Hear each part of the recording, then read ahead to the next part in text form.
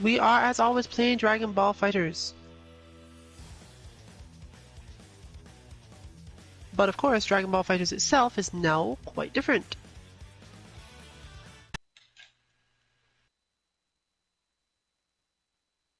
The changes to the game can be found in the boot camp, literally within the game system, something you don't often see. And of course, you can find all the new opinions online with all the tags telling you whatever which character is able to do now. So far, from the top level of players, we've seen a lot of indications that the game has become even more volatile and more Marvel. So for some people that's great, and for some people that's going to ruin it. But for us, it doesn't specifically have an effect right now. We are therefore going to continue with our usual lobby, and mostly, the team has not really changed the assists they use for things at this time. However, there are other changes to their characters that will result in some shifts being seen. The ones who are most likely to change those things are also the people who are not playing in this particular lounge today.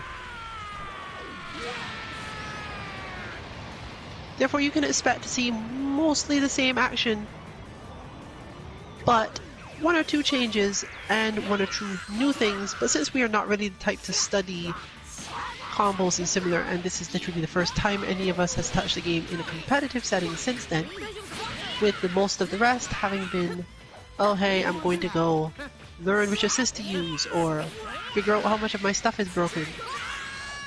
And a couple bits of training from members that are not currently planning to play today. You're going to see a lot of smaller things, but not too many other changes simply because we're not the type that would know.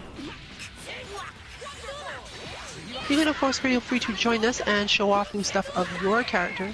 This is the Neither Stays On lobby. US East Coast 2 Ring Match Priority Lobby 02. You can find this information in our stream title most of the time, and almost always on our Twitter 2_MK_FGC. Since it is a Neither Stays On lobby, you can expect to see some shifting as people go. Mostly in the sense that we'll see the winner getting kicked off in a way that allows things to work most of the time. Lets them play a little bit more. We're expecting enough people today that it's going to be fine.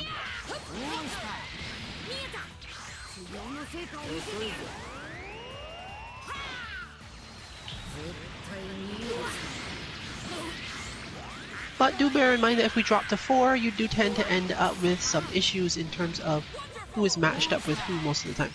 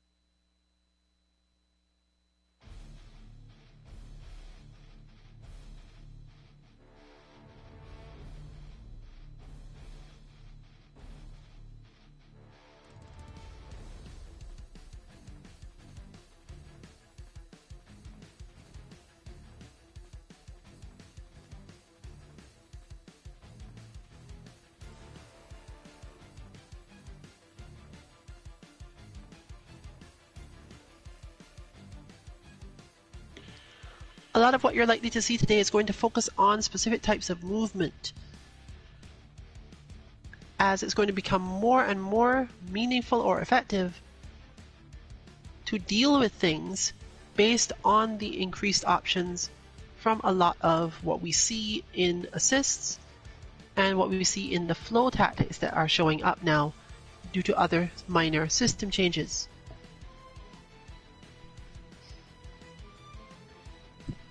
We do, in fact, as a result of all this, have new bots and new styles of content for your improvement in the works. They're mostly still beginner-ish stuff. We've now gotten to the point where we can say we probably have something that might help you a little bit in footsies. We just have to verify that footsies are still a thing. There's many of the assists that now attack across on the quote-unquote better characters now let you do some lockdown things that make actual movement around in what we considered footsies to be more risky, with no apparent change in payoff other than if you can confirm really big combos from very specific hits, meaning that the game is again going to play more like Marvel, where movement becomes king. Basically, you have to be able to dodge, understand all your opponent's attack vectors, and a lot of the time get out of the way of them entirely, rather than actually thinking about things like moving around. And our new bots look like they're going to be focusing on things like whiff punishing and putting yourself in spaces to hit opponents who want to advance on you but don't have resources to do it with.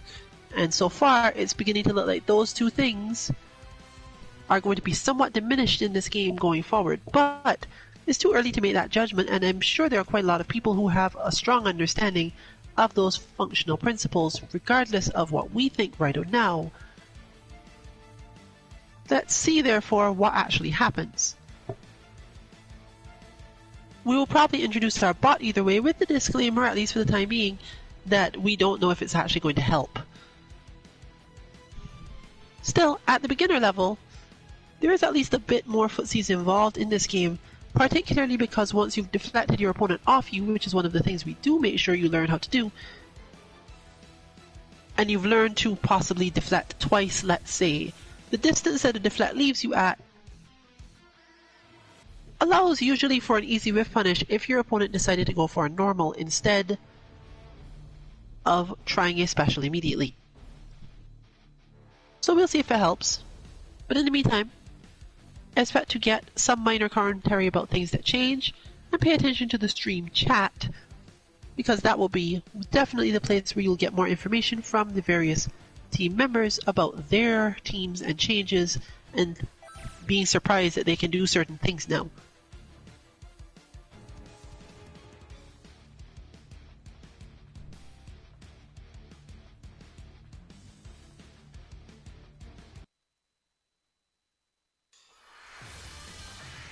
The battle's about to start. Good luck!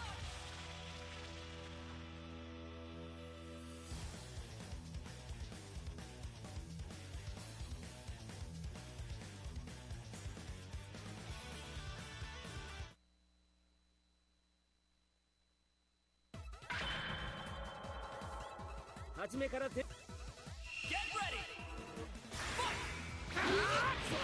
Kazuki Dynasty, aka Ruin Siren, our player on the right, has in fact had at least a little time to look at the options for other assists. But she's also one of the people who had the best quote-unquote luck with assists matching playstyle. There are definitely still timings you could fix it or change it, and perhaps if the game's overall flow shifts, then there would be reason to shift around the assists. But this team is strongest in what we consider to be a specific type of footsies already, and the assists tend to help with that by working with relatively strong synergy between the three characters. If she was still playing Adult Gohan and there was no Bardock available, there would almost certainly have been a change in Adult Gohan's assist, the same change that has been made by OmniRabbit, despite the fact that the assist is helpful, the uppercut granted by Adult Gohan. His style doesn't seem to really require this, as the other two characters on the team are so good at doing space control that generally a lockdown is a little bit better than a close range counter. He can afford to backdash out of bad situations or just make a big read. And now with Trunks' new EX Cyclone Flip thing, he has all sorts of... Trunks has disgusting mix-ups now, okay? And with only a half bar requirement for your EX moves, I guess they're still EX moves. Moves you get when you hit heavy. There's a whole tutorial on how to make Trunks flip around in the sky and hover in the air and make it completely impossible for you to tell which side he's going to be on when he actually strikes you. You know, Omni Rabbit stuff. But that's going to take some practice, and he's probably not touched this game yet, more or less at all, other than to know, hey, this is an obvious change I'm going to make. There's a lot of theory involved in why certain things get changed, and most people can figure it out without actually playing the game if they understand the initial reason why they did a very specific thing. And we are all about having extremely specific reasons for all choices in terms of characters in these games. I believe our first stream of this was literally how to take everything else you know about yourself from other fighting games and use it to pick your character in this one. We haven't actually expanded on that since then, which might actually be something we should do, purely because of the number of new characters that have come up, but since the base archetypes this game provides haven't actually been expanded on that much by the addition of Goku, and Goku, we don't expect it to come up for most people as yet. Season 3 might call it into consideration though, because we're definitely seeing them get into the weirder archetypes, and you can play more things and with more intents now that you can use different assists in different spaces.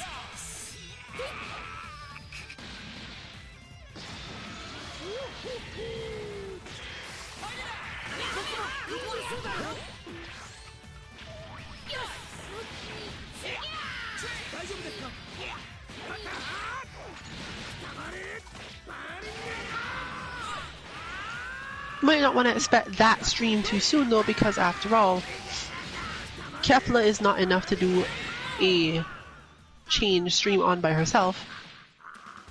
And after that it will be Goku, Goku, Goku, and Goku. So while these characters are different, even in terms of their normals, there's not a lot that you need to understand in order to make most of them work. Even the kid version of Goku that's involved here, while he does have a different way of playing, he doesn't represent an entire specific archetype by himself by most standards. He's just probably the best at being a particular thing.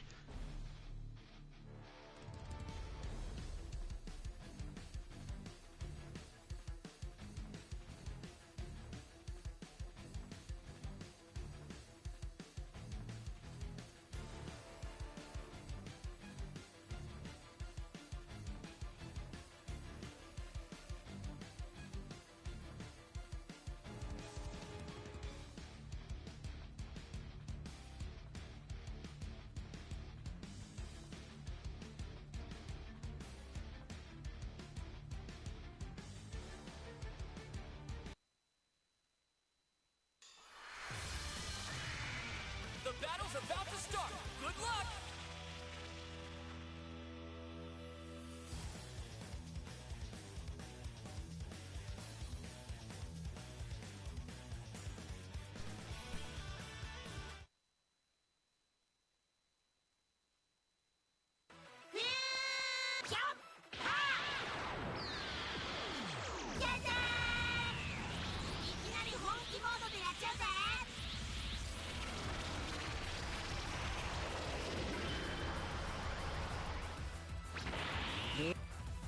Get ready!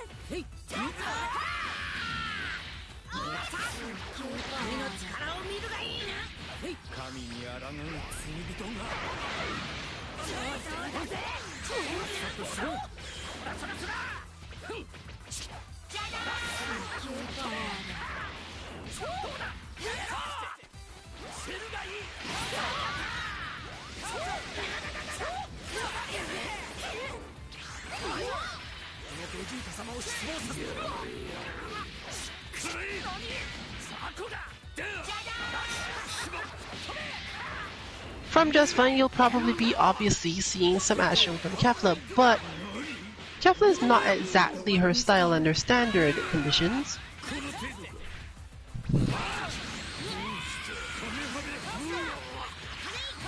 as it's simply not easy enough for the high movement and flow of this game to make her think of, oh, I should play Rainbow Mika equivalents in Dragon Ball.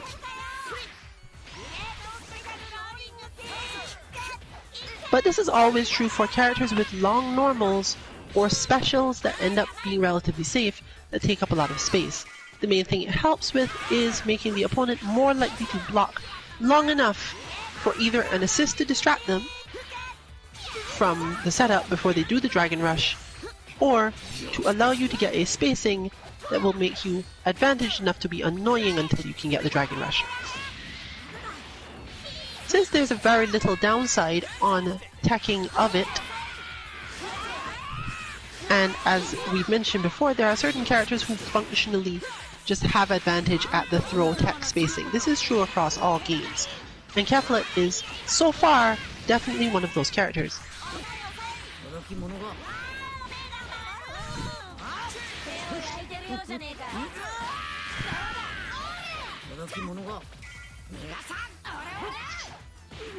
Since she sticks so close to you, she gets to do something that you don't often see in Dragon Ball as in strong attacking tactic. Specifically, being able to neutral jump into things. And this helps when you have the sorts of assists that Just Fine does to back that up. Since she can also functionally armor through some other things, the feeling that comes from playing her is relatively easy to get across from the sort of person who plays Mika, especially since she also plays Gotenks. The basis of this flow is relatively simple. In Street Fighter, you have a character who gets to charge their dropkick and then be advantaged. In this game, you have a character who needs to neutral jump and fall onto the opponent to get the same advantage. Both of these moves can be defeated, but your opponent isn't necessarily expecting you to neutral jump into doing stuff, and both characters have some option for what to do when they just neutral jump. Some attack that doesn't just involve waiting on the opponent's part for them to come back down. Meaning you can't just go, oh, well, you jumped into the air, obviously I'll hit you now. The hit that you need to use is often a little faster, or sorry, the move is slower, so you must do it faster, which means that the neutral jump has to be countered immediately. A difficult enough prospect to make it hard to just decide, this character is close to me now, but I'm fine.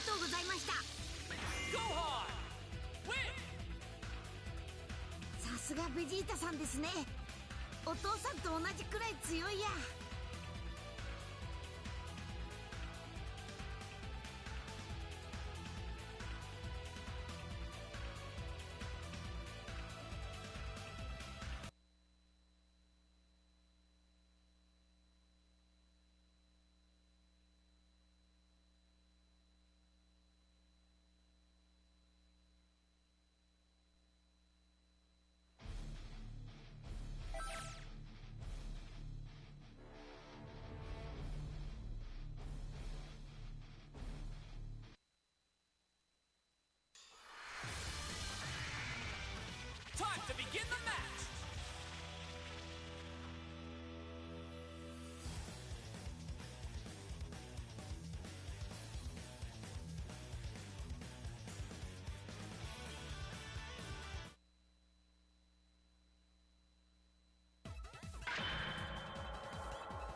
初めから全力でかかってくるんだな。 Ready? Fight! 僕も加勢します。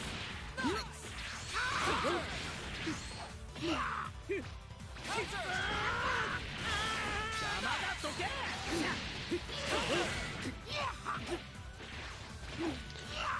You can see the structure of why these assists and why the flow works exactly this way for her.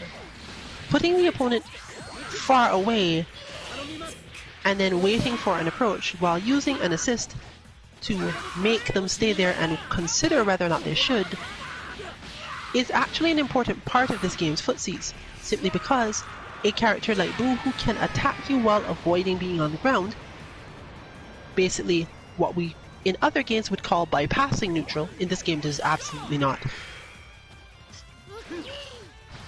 And has good pushback even on his zoning attacks, as you've just seen. Not everyone can punish that candy beam, and the few that can won't necessarily react in time, especially if Boo has at least the option of throwing out an assist to go with it.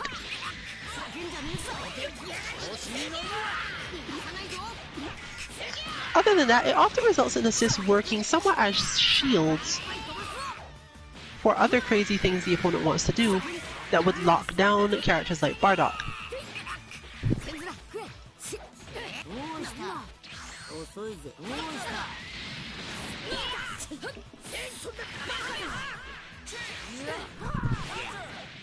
It's absolutely not something you want to mess with on a long-term scale because the opponent eventually starts to learn how to deal with it.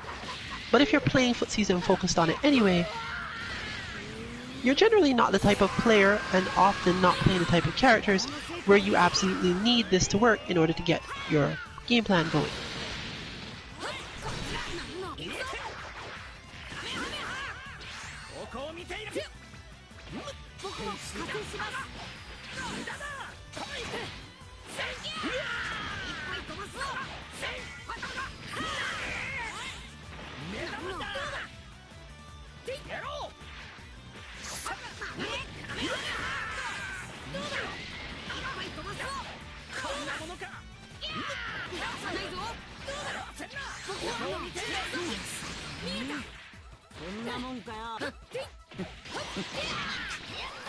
In the broad sense, therefore, understanding exactly when you use your combo and when you use your assist either in the combo or outside of the combo is going to be one of the main deciding factors of how effective all of these changes to the game and new assist options are for you. If you were playing a team that wasn't necessarily that strong before, even with the assists that you had being strong, or at least the ones you felt most fit your style, you're probably not going to benefit a lot from the changes to this game right now.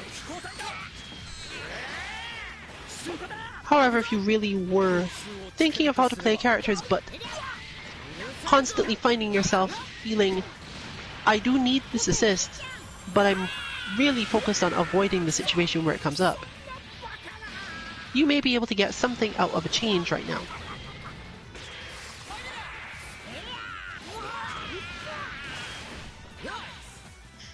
We can break timings for uses of assist down into 4 basic components. One, to extend a combo, the common one from before. And we're going to see a lot more of that now because many of the C-type assists, while they do take longer to recharge, are almost entirely built around having new combos and increasing the chance of being able to do the infamous touch of death style combos. Just don't drop it, don't get evaded, and you're probably good. In the other forms though, people use assist to cover opponent approaches when they are dodging, to buy them time in scrambles, and one that we expect to see a lot more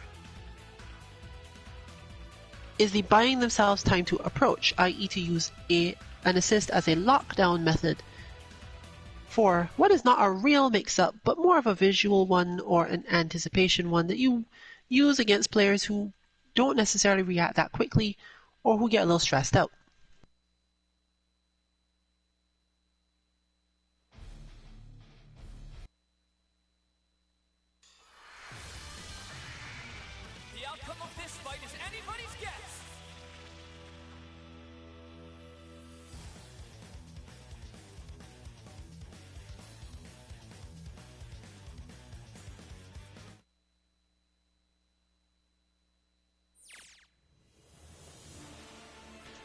We're seeing a couple little weird behaviors from the game recently, but most likely these are bugs that they need to iron out in some cleanup update later.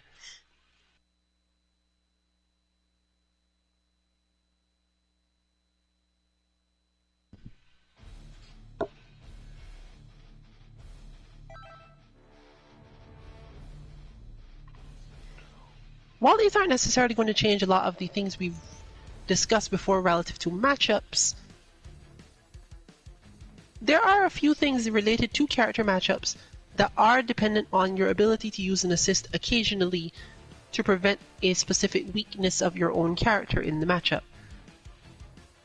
And of course, new assist means we've opened up new options for those things.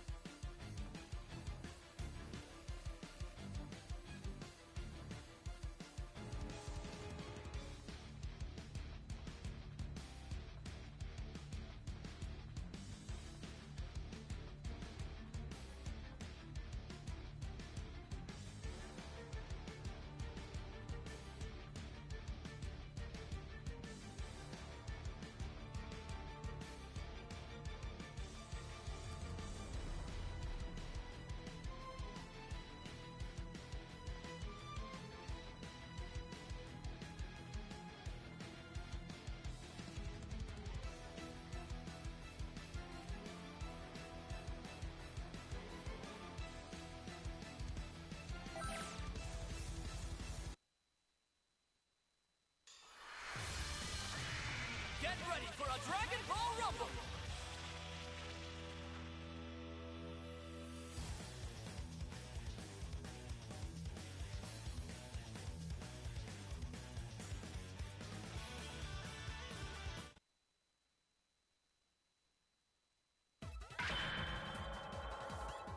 初めから全力でかかってくるんだな Get ready. Let's go. この攻撃だなや行くぞやったこれでどうだ終わらせてやるバリ相手だよし信じろどうですか見えたいっぱい飛ばすぞどうだ行かないぞ What often makes this style of game hard at first is the sheer number of things about the opponent's abilities that you have to learn and understand. In lots of other games, this is not that big a deal. You know your opponent can only do this many things, and characters are similar enough that until you start getting to the nuance level, you don't have to deal with it. It's like, people jump, you're supposed to uppercut. Sometimes you end up learning rather painfully that some characters are harder to uppercut than others, or change their jump arcs, or similar things. And if you're talking about sidestepping or dodging or parrying in 3D games, you can get those pieces of information as well, but it tends to be a little bit more obvious than Dragon Ball style things. Remembering that your opponent has moves that will take them over your head without you being able to punish them, or stuff that will allow you to get picked off when you try to approach, even in terms of them just trying to switch out and then having better options after you block their super dash. All of these things matter quite a lot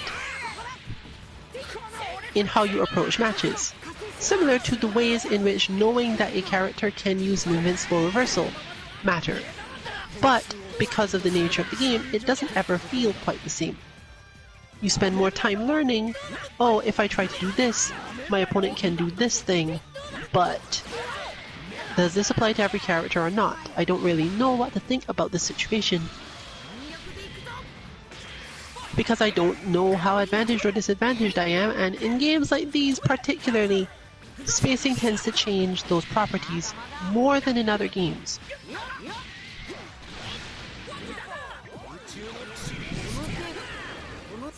It becomes tempting to solve your problems by not trying certain things to avoid your opponent doing what feels like craziness to get out. But what you often need to do is change your mindset in a different way. Specifically, figure out beforehand what it is you intend to do, and watch to learn as much as you can about your opponent's way of getting out of it. Gohan, win. 大人になって一緒に戦うなんてなんだか不思議な感じですね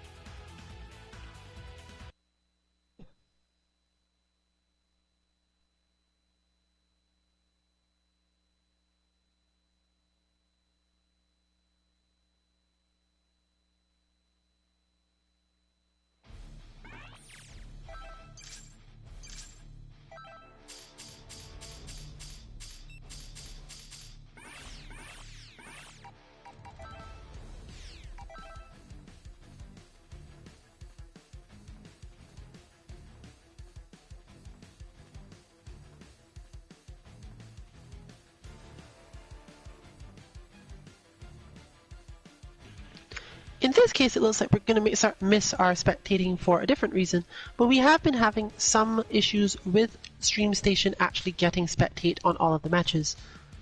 So just expect another small break, which is about the length of a match, before anything else is visible again.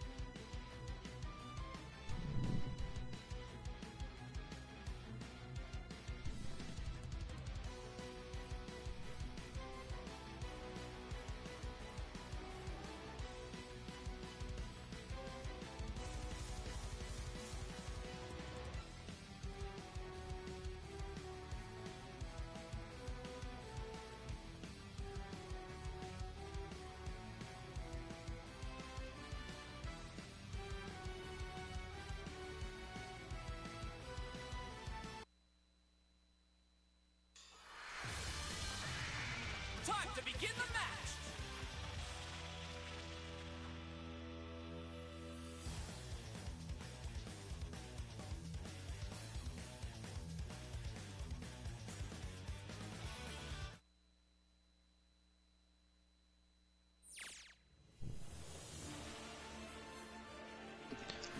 We're back in and ready to go, it looks like, but no, not this time. Almost had it. But we're definitely having this sort of issues on this stream, and obviously we're sure that the quality of overall stream, since you can't actually see anything, is not likely to get a whole lot better in that regard. We're not necessarily going to end the stream. After all, we're here anyway, you might as well leave it. Certainly at least enough to let you know that we're still here and playing. But obviously we understand if it's disappointing to actually end up watching a stream that most of the time you can't see any of the matches.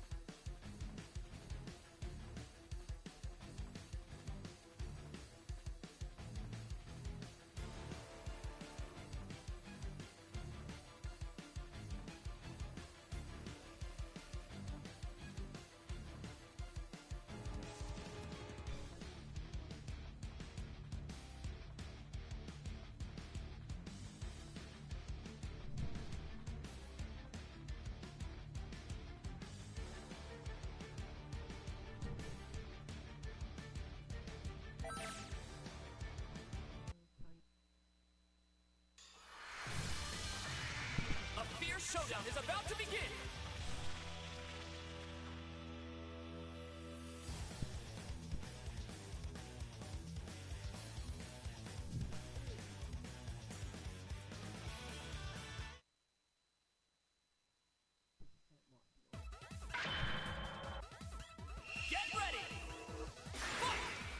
least we're relatively confident that we'll be able to see Army Rabbit's matches, but this is actually going to be a little bit harder for Justine, as she has to get rid of Trunks in order to really play it out. You can already see this being done in the sense that she will put Cell up against Trunks to at least get some damage, hopefully, in hopes of getting some time for Caulifla and Gotenks to do their thing. They don't do so well against Trunks due to his 2H. Whereas Krillin, they're not necessarily more effective against Krillin as a whole, but they certainly don't have to worry about that part of the game plan. They can absolutely just sometimes jump straight up into the air and hope that something good happens after it.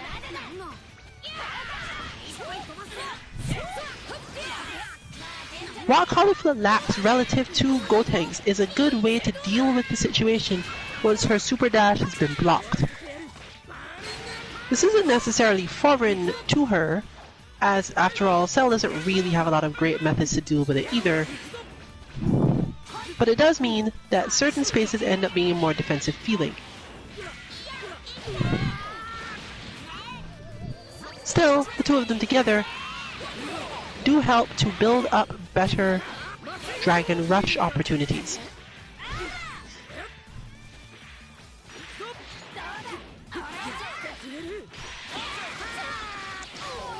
The jump back version doesn't help either, so Trunks is just closely, we could say closely a counter to those characters because of his strong upward reach.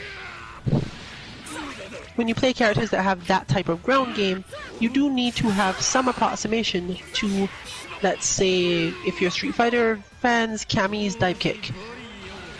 Because she can absolutely function in a Kame-like flow, but after doing enough stuff, you have to be able to convince your opponent that you can do something more than just poke at them forever on the ground.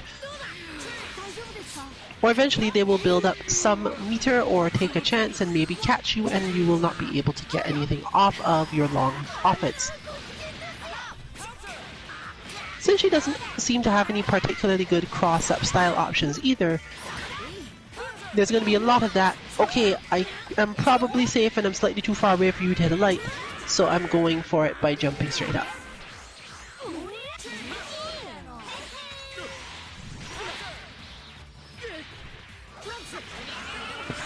Gotenks, on the other hand, suffers from not having as many good conversions when he does manage his neutral jump into hit, but with assist active, which is usually why he's the point character on this team, it's quite possible for him to convert into better things. Kefla does have air super though, and with enough meter, which is presumably why she's anchor, the things that you would use as your main counters to her style and strategy are relatively easy to counter. So you can see in real time the adaptation and style of play, the flow that comes into integrating Kefla into that position on Justvine's team. Not necessarily because Vegeta isn't going to be played anymore, but, you know, it's good to know what your other characters and potential characters will do for you.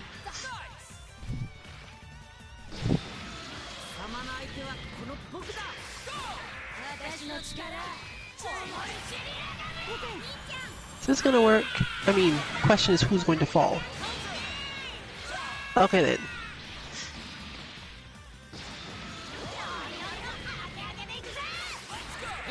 So Kefla gets another chance at the cost of Gotenks' strength.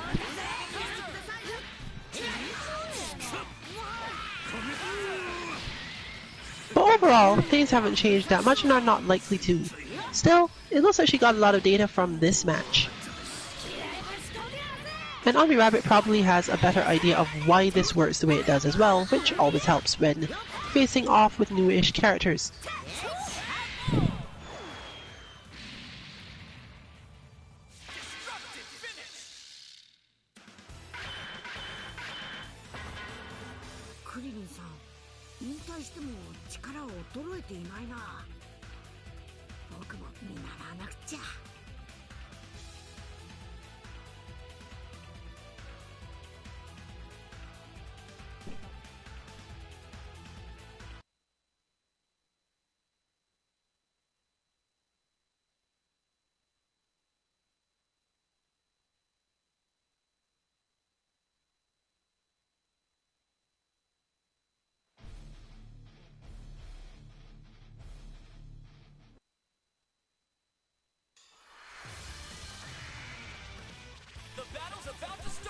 Good luck!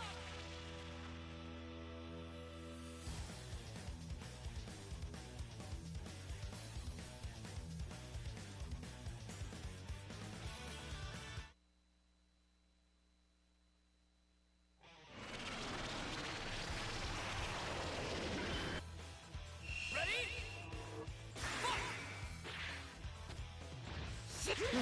Fight! 逃がさ神の力を見るがいい。 Fantastic! こっちだ。私たちからは逃がさんぞ。させやがって邪魔だ、どけ。逃がさ神の力を見るがいい。それが神の技だ。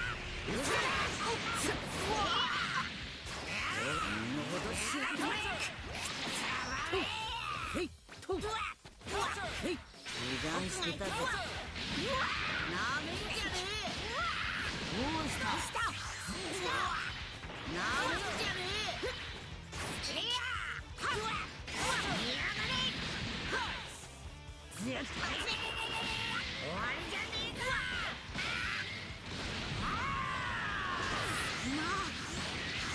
覚悟はいいな。 Outstanding!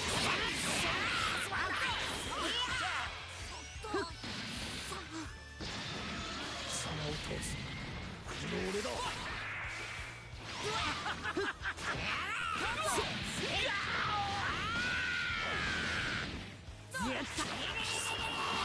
わりじゃねえか。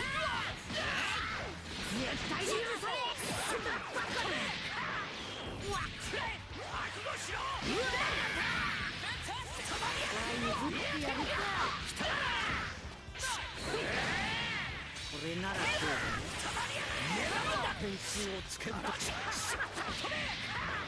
覚悟しろ。しまった。調子に乗るな。逃がさしまった。神の力を見るがいい。神にあらがぬ罪人が。調子にこんなものか。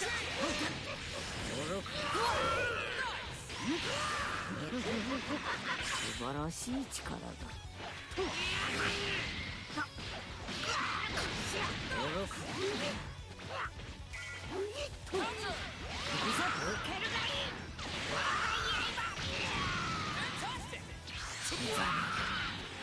選手交代だ。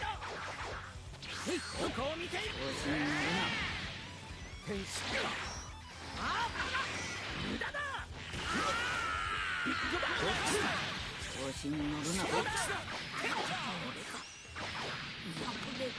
One of the more advanced uses of deflect and basically any quick parry type move in any game, especially the ones that tend to universally parry, but are not like height dependent, is simply the fact that when your opponent has kept going for long enough in a combo and neither of you is sure whose button will win on the next hit or the next interaction, the one with the parry is always at the bigger advantage, because the one that does not have the parry has basically the options of continue attacking or stop because I expect to be parried and have to wait for the opening.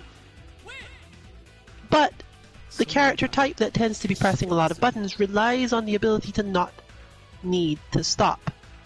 They generally have a lot of time spent trying to pin down or catch an opponent, and giving them an opening where they can just jump away can set them back to neutral and have to make them do a lot of work all over again. Basically saying that if you are able to parry, your opponent has to think about it, and if they have to think about the fact that you can parry, they also have to consider letting you get away. Many characters with parries do well when they get away, The outcome of this fight is meaning that it comes down to whether or not you can execute it, or whether or not the pressure character has a way to keep on striking that is delayed enough but still meaningful. Especially something that will catch both the jump away and after the parry. Most pressure style characters in games are not designed with these moves.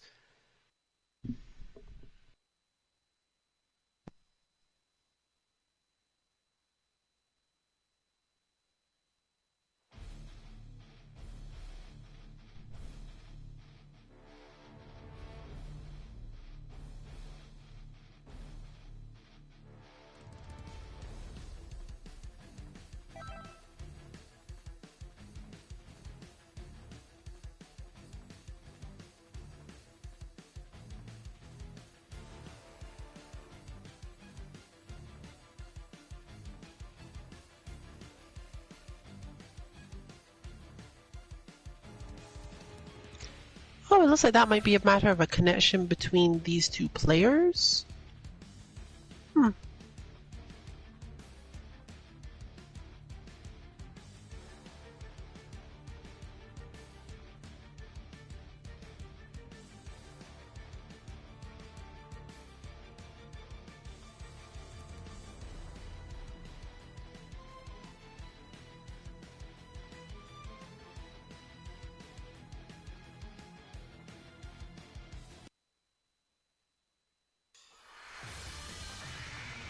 Brace yourself for the coming battle!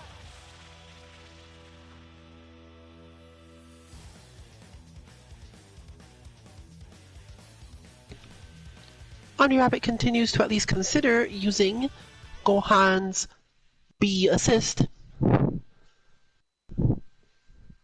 It's a little slow, but more so it's changing the entire concept of when and why to use that assist. It's not as good at guarding Krillin's head, for example.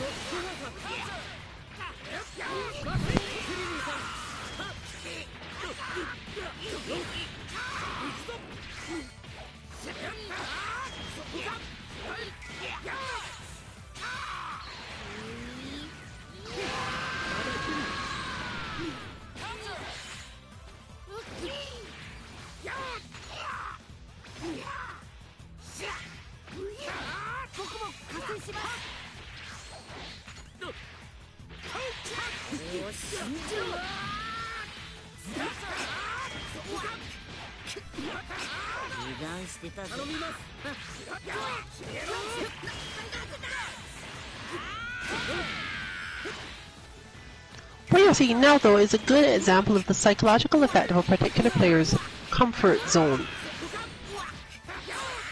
Specifically, that when playing Kid Buu and Bardock, Classic Dynasty is really not that worried about playing neutral. She just does it. She doesn't always win, but that's really not the point we're getting at. If you can feel comfortable just walking around in neutral, then you don't necessarily need your assists in neutral. But it also means that if you feel comfortable, you may not really feel the need to open your opponent up in the first place, meaning you don't need your assist to help there either.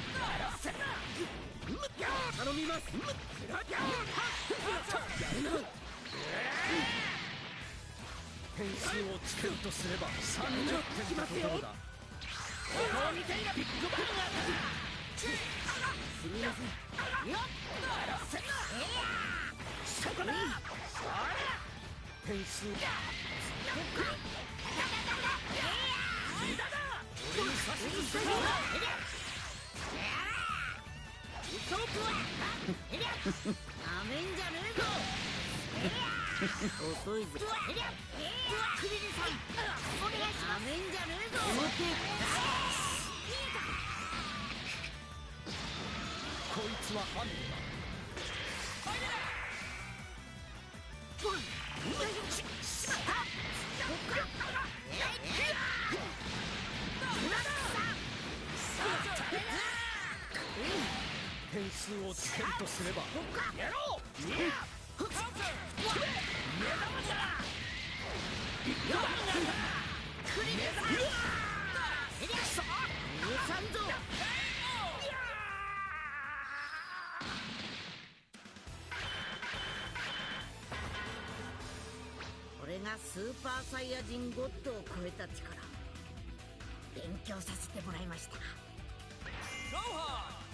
Win!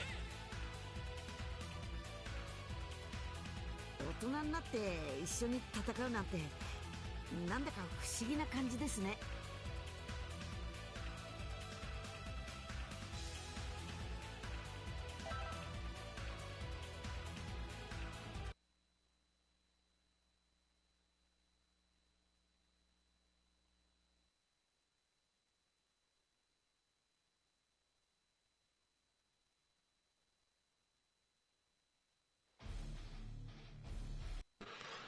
Well, if it is an issue between Omni-Rabbit and DeWolf, it means that you're not going to be able to see any of DeWolf's matches tonight, even if those matches are technically happening normally.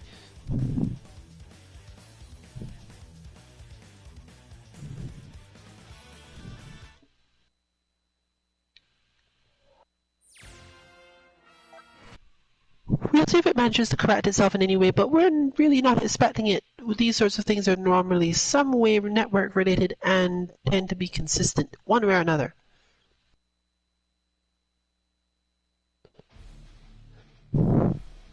Hopefully they'll be able to resolve whatever it is. Ironically, Brawly opens with another bug for me to squash. You go squash that bug, Brawly.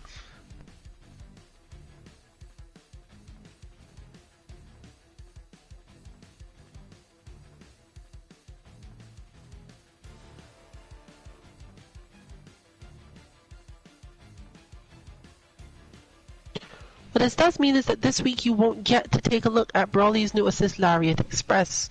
We do have some information on this, since Amara has been working on it from her side, and our new bot does in fact use this assist as well.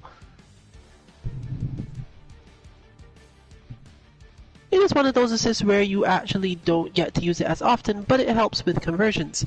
In Brawly's case specifically though, it helps with more than just conversions because of the way the character flows and your general expectations having been broken. In particular teams, therefore, you are able to play a character who is good at keeping certain types of characters locked down, meaning that the opponent is more likely to bring out those characters when facing someone else on the team. It is at this point that the Lariat Express is even stronger, meaning that Brawly is able to help fight particular types of characters even from the assist position, with the main limitation being that, once again, it takes longer to use this assist, or rather it takes longer for this assist to recharge. This also seems to affect the amount of time it takes to be ready to switch a character back in though, so you do have to bear this in mind at least a bit.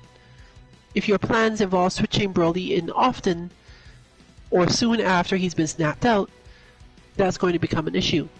And you can now take advantage of these things that happen in the game by snapping out an opponent who is using the C assist on that character, and knowing that you have at least some free time to do something else in neutral for yourself before you have to worry about that assist becoming a problem for you.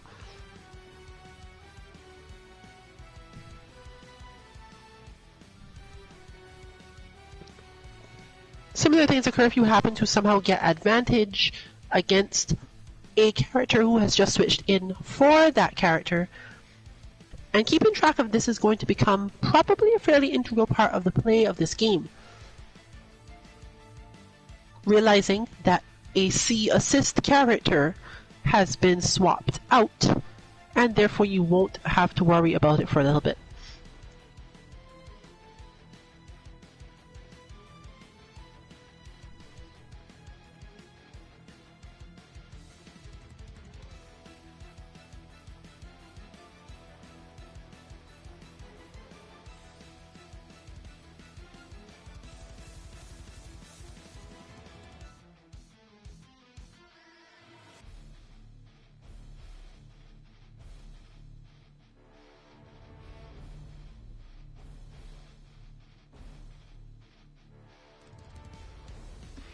In this case, what you're not getting to see is the calm defensive flow that is being employed by Cosmic Wolf more and more recently. Being a person and a player who often relies on explosive large damage in games like this, to be successful at Dragon Ball would require him to spend more time learning actual combos. But overall, in terms of amount that he actually takes damage, or spaces where he would be able to convert into those combos where it's necessary, it generally does pretty well.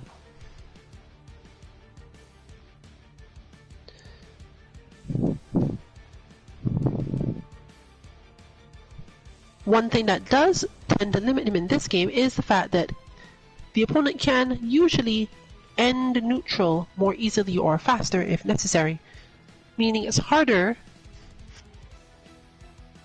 to avoid having to play the close range defense game that he's not quite as good at. Since chase moves in this game are often also stronger,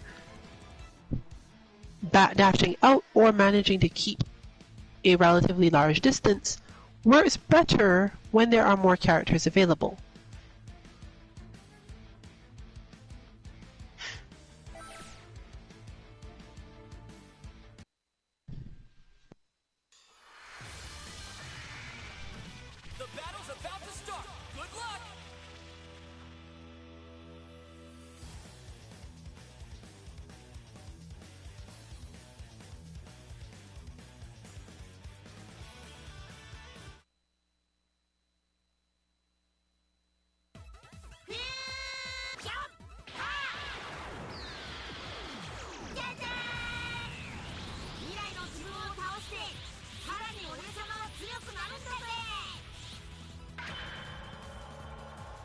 なんだろう。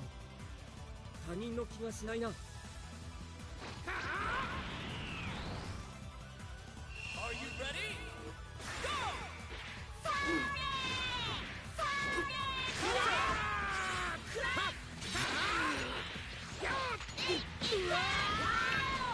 One strong thing that helps with Gotenks C assist is that it increases the zoning potential of anyone else on your team.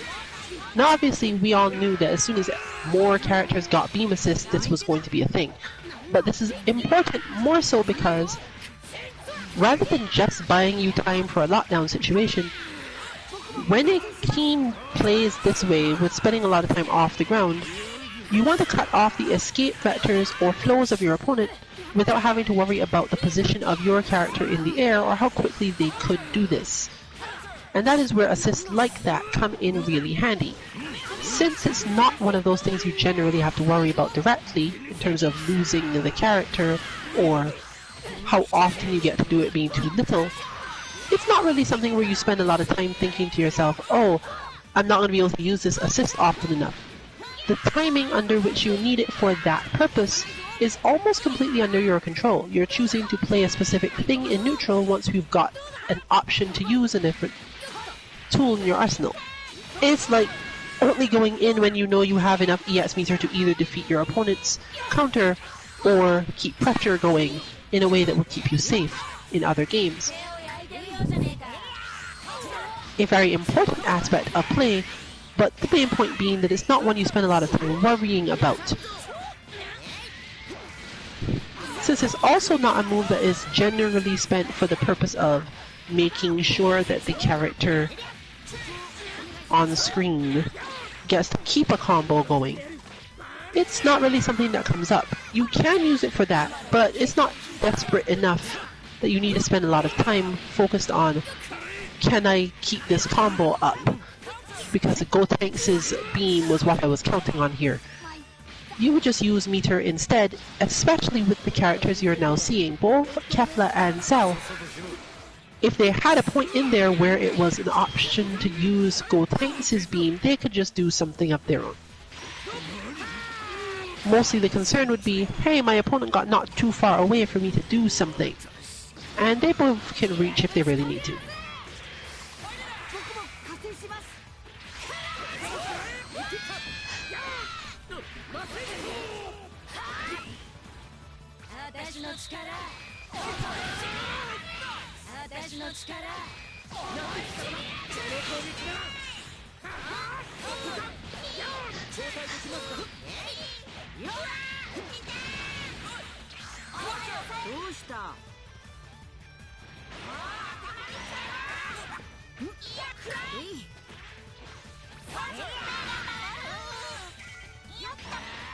As demonstrated there though, one of the most important things to understand when refactoring your assisted playstyle is whether or not you're actually going to need to rethink the way you use your sparking.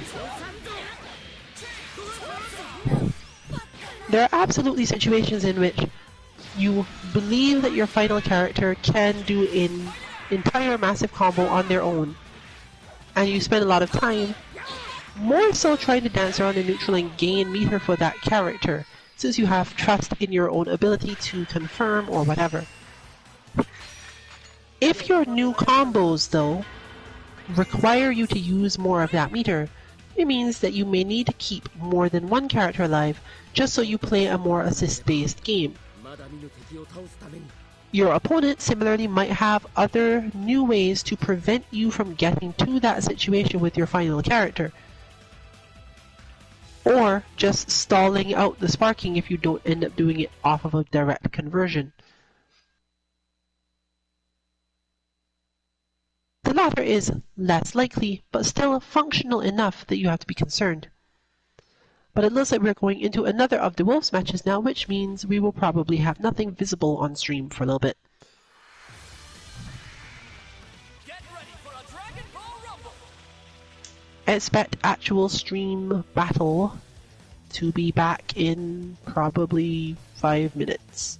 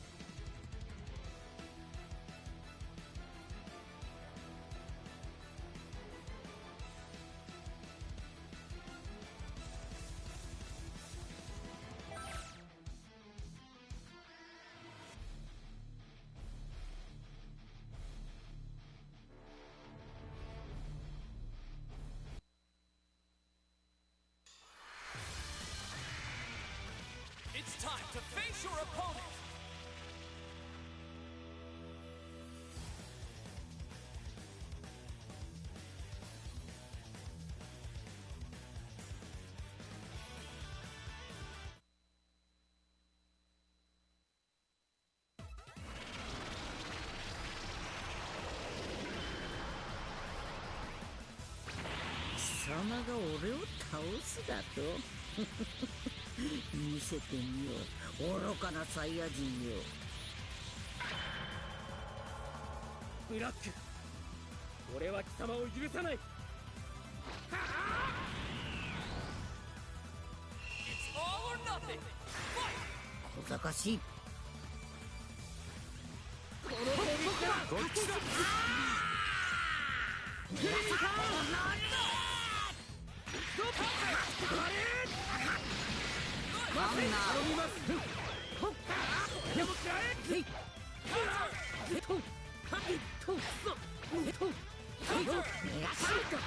神の力を見るがいい。 Fantastic! ハンナベジータ、素晴らしい力だ。神の力を見るがいい。今夜は心地よい眠りにつかせます。 Amazing! 受けるがいい。我が刃。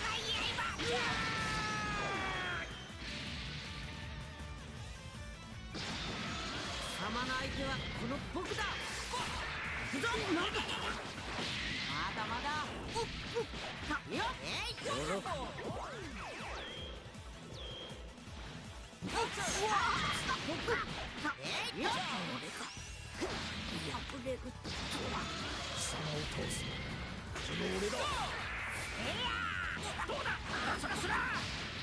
どうした？クリリンさん、お願いします。許さんぞ。よっ。こだ。ほっか。はい。えりゃ。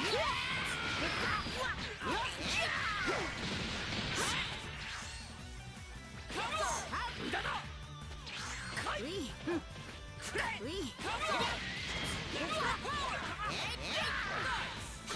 この俺が僕もつないとは。よっ。よっ。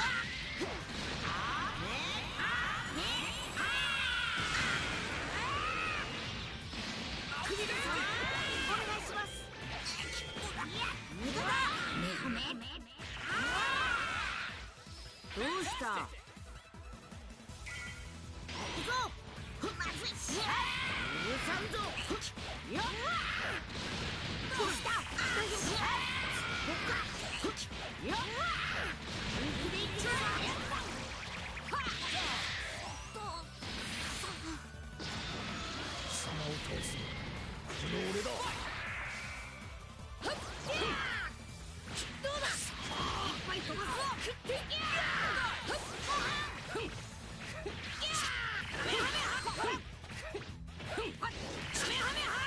足にならん。なんの。行くぞ。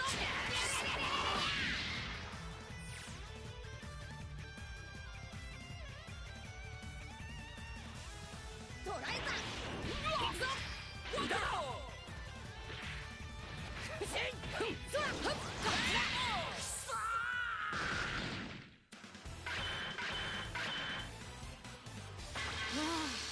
なんとか生きてるな。Krillin!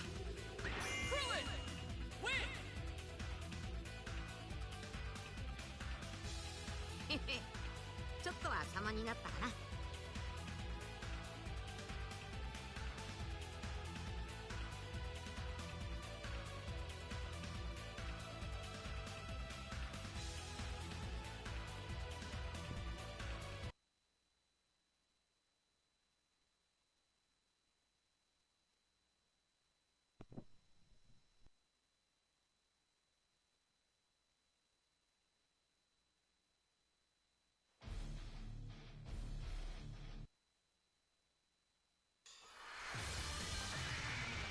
A fierce showdown is about to begin!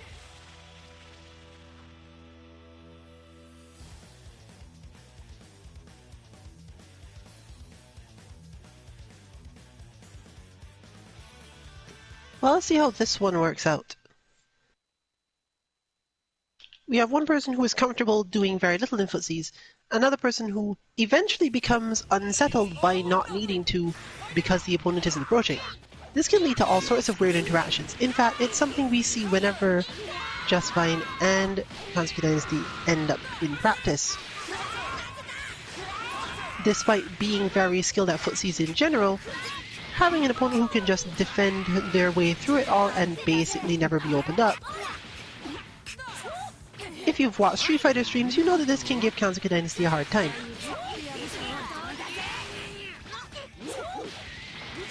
But it does just tend to make her need to level up more methods for getting in.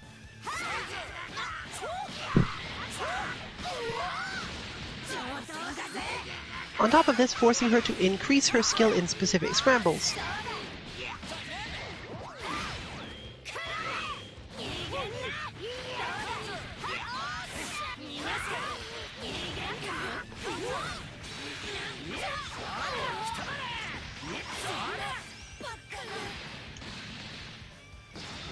Better to definitely go for that conversion to end that, as Kefla can be both unfamiliar and confusing. She's made to be confusing.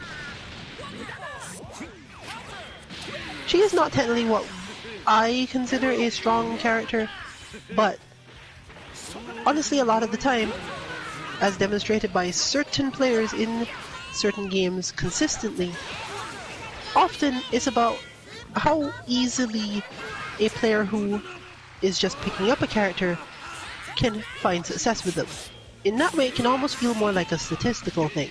It's relatively easy to understand how to win with top tier characters in most games because they often have something slightly overpowered about their ability that means that they get to negate other aspects of the game that other players have to play. That's one of the things that makes a lot of characters top tier, and not just theoretically top tier. The more easily they can do this, specifically, let's think in the terms of having one move that negates a lot of stuff other people do, more powerful they are in that regard, the easier it is to call them top tier, because the less thinking you have to do to be able to pilot them to a victory. Generally, this is referred to as carrying a player.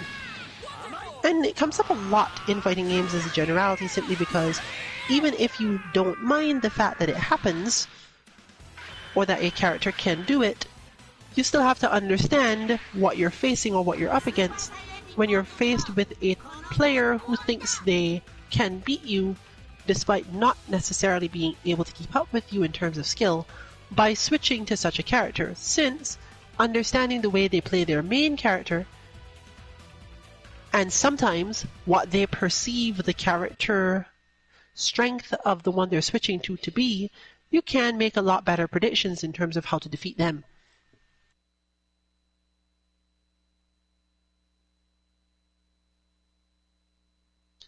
That is all to say that Kefla is not one of those characters. I don't expect a lot of people to be carried to victory by Kefla's incredible imposing offense or tricky mix-ups or anything. But if you are facing this character played by someone who has a good idea of how she should move, your problem is not going to be whether or not Kefla is hitting you, it's that can you hit Kefla? And therefore her matchups are seemingly going to be very dependent on whether or not the character in question can reach her in time, as she also is one of those characters who benefits a lot from being deflected off or the space after the Dragon Rush as mentioned. It's fairly easy for Kefla to drop from those positions and do a special that prevents you from doing anything because she has those moves. Get ready. Fight it out.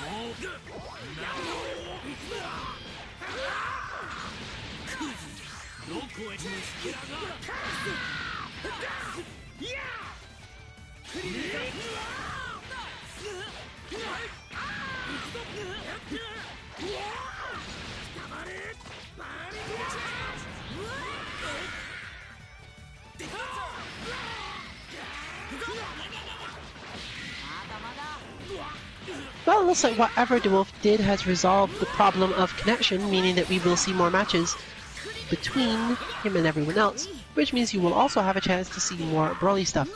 Right now though, we're lower by one player, meaning that we may have to specifically aim to make sure that matches aren't always the same anymore. But for now, I think we're probably going to actually try it like this for a bit, mainly because OmniRabbit and DeWolf have not had a lot of matches tonight, and there's still some stuff for them to work out with each other. And because Just Fine and Kansuke Dynasty don't play each other often anyway. So, you can expect for at least probably another half hour or so, which is about half of what's left of stream. We've been stopping these at 9:30 Eastern recently.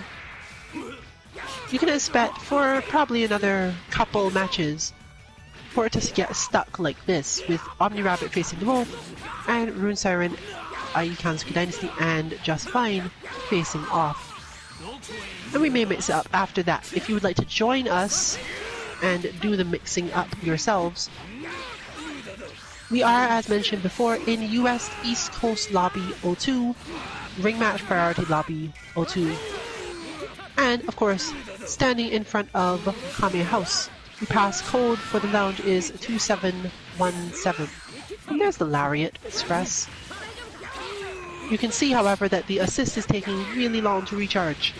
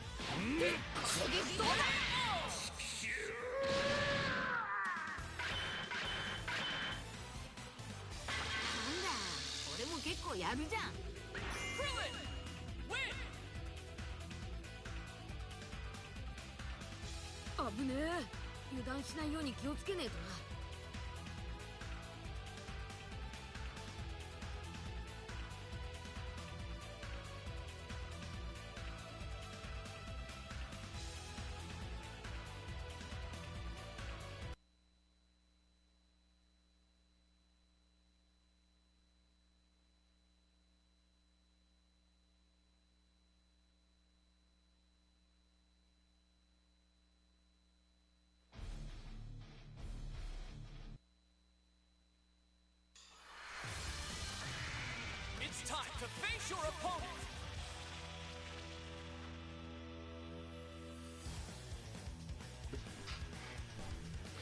One thing that rapidly changes the flow of a match like this, where she finds herself, i.e. Kansuke Dynasty finds herself facing someone who has really strong defenses in this position, is to switch to Vegeta Blue early. All or nothing. Since you can absolutely use the other two's assists to function as his long-range footsie buttons or his pin downs or anything else he needs, while he does zoning and whiff punishing. If the opponent decides they never need to hit any buttons to be whiff punished, then Vegeta basically doesn't do much except occasionally poke people with zoning and buy time for the assists to do their job. It's not a very easy way to play because it relies on being extremely calm and relaxed about the entire match, the feeling that you don't really have to do anything.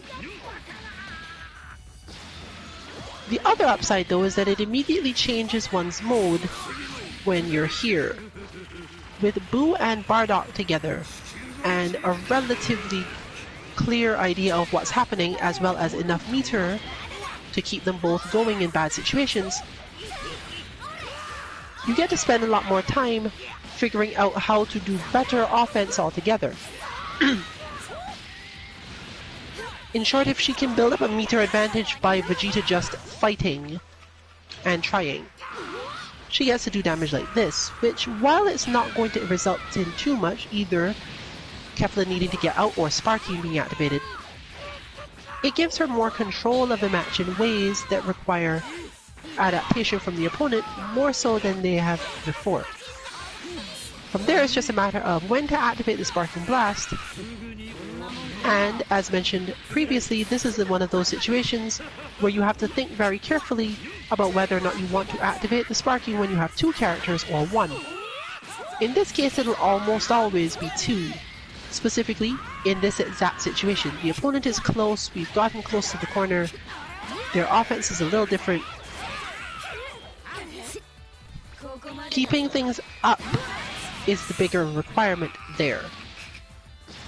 Because even now, even though Boo is not going to be sparking for too much longer, he still has a massive meter advantage.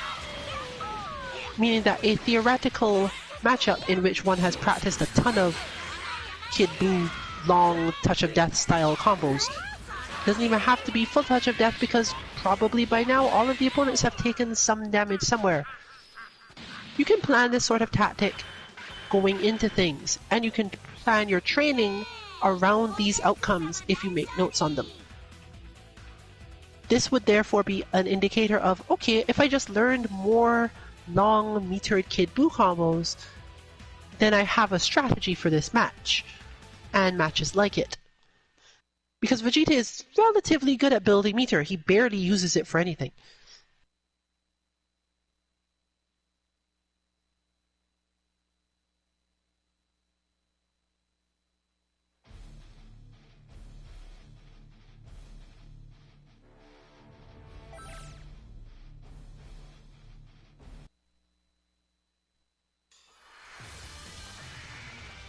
The outcome of this fight is anybody's guess.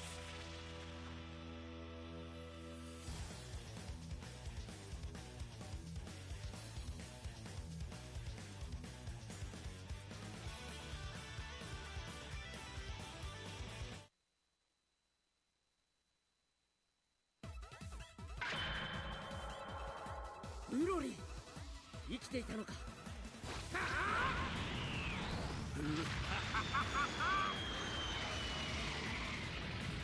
また一匹虫けらが死にに来たか。 Ready? Fight it out! 死ね。クリリンさんリストメイク行くぞ。リストメイク行くぞ。邪魔をするな。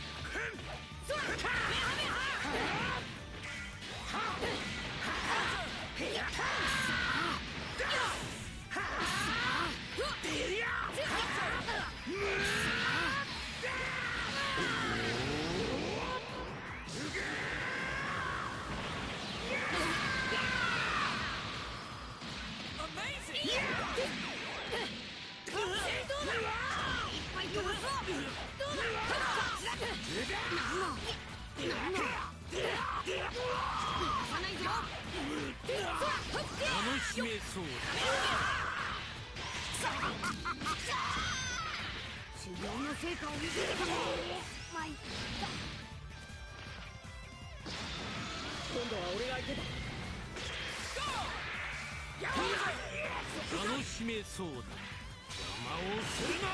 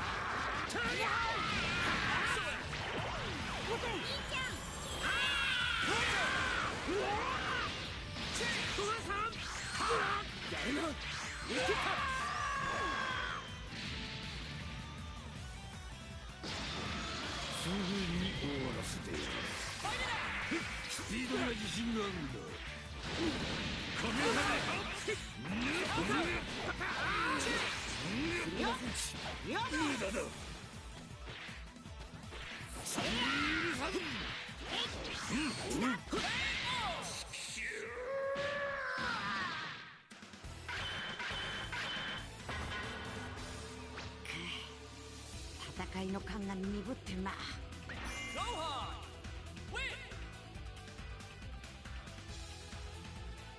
大人になって一緒に戦うなんてなんだか不思議な感じですね。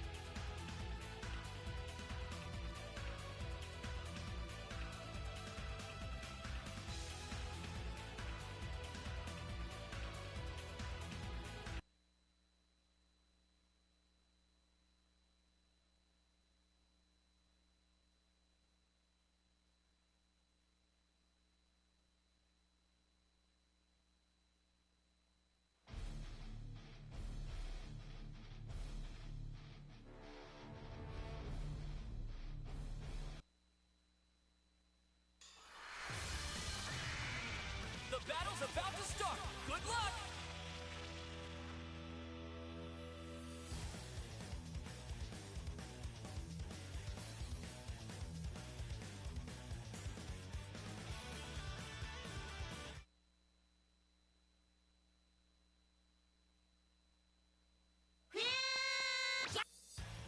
Are you ready?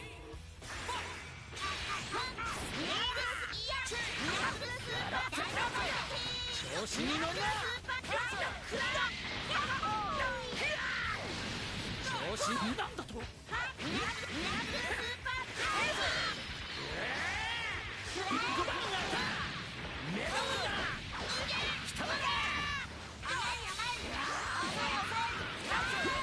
調子に乗るな。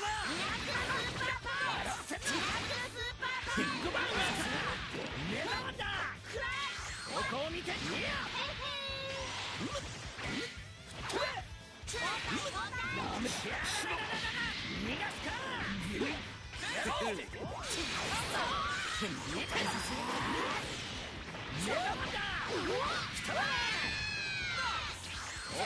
今のは結構効いたぞ。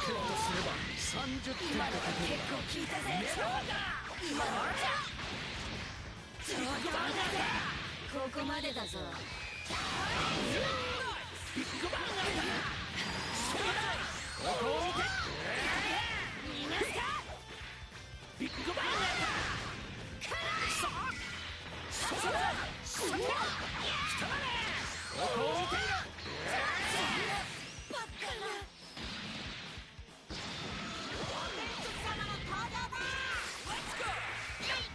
調子に乗るな。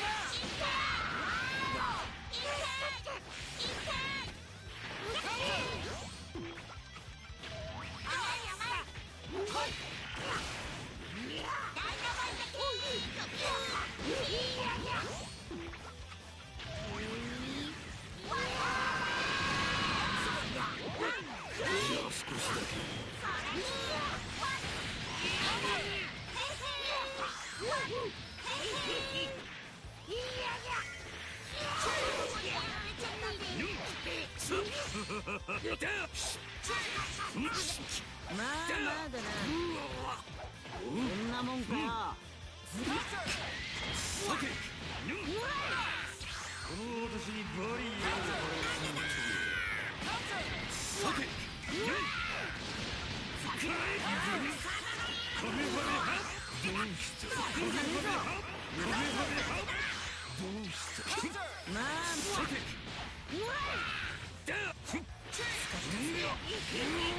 さてと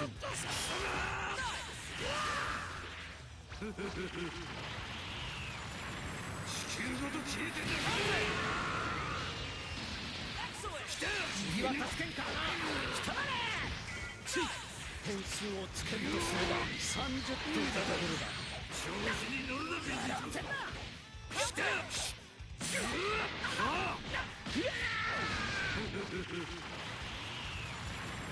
球ごと消えてんだ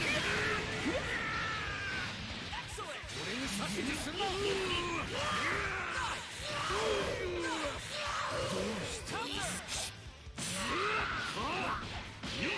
この私にバリアを払う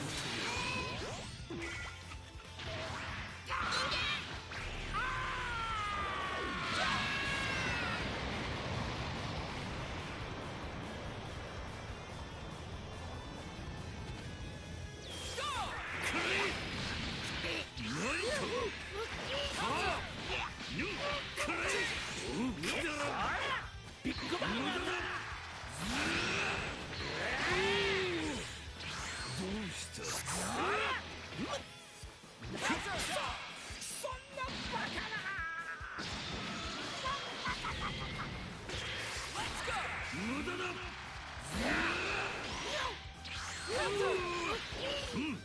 こいつはどう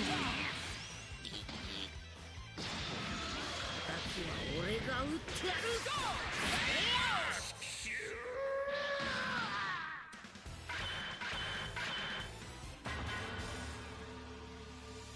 未来は俺が変えてみせる。下級とはいえサイヤ人なんだ。この俺をなめるなよ。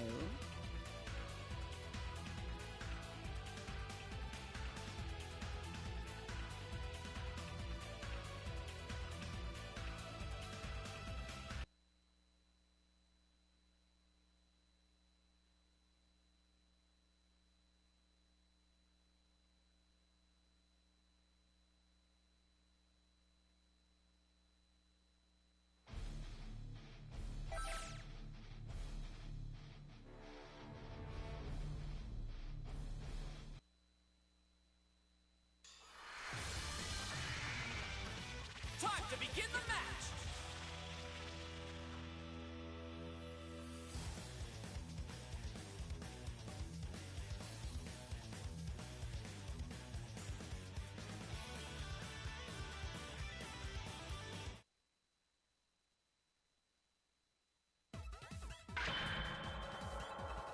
ウロリ生きていたのか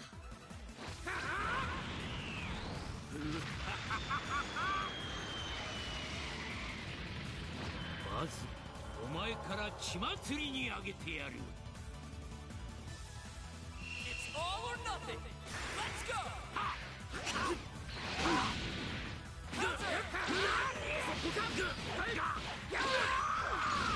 何なんだ大丈夫か。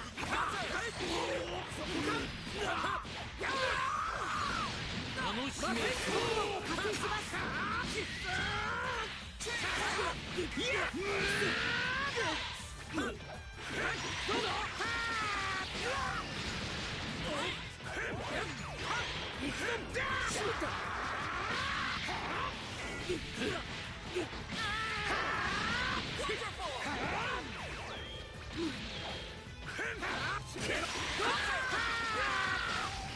終わらせてやる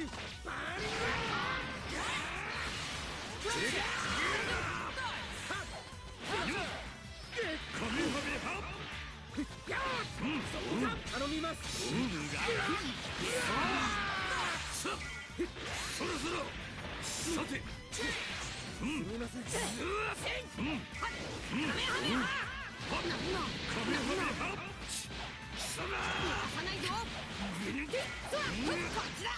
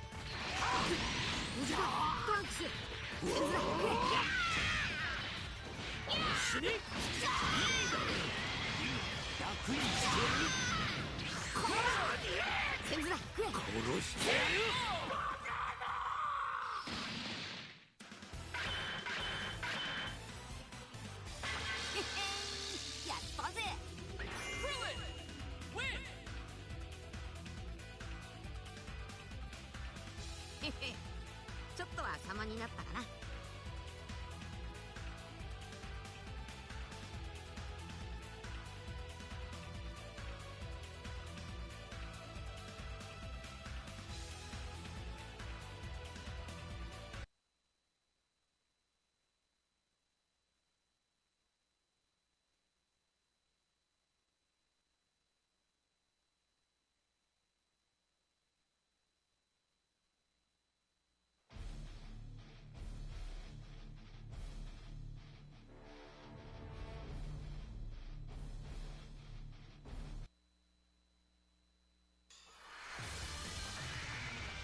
Brace yourself for the coming battle!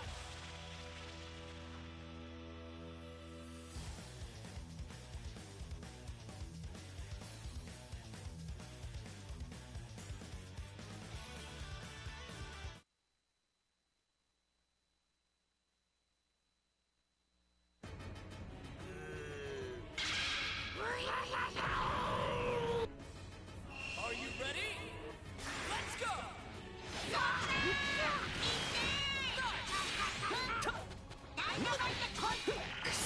調子に乗るな。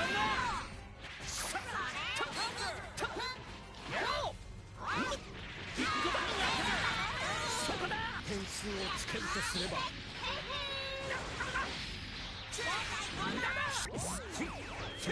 点数をつける。さて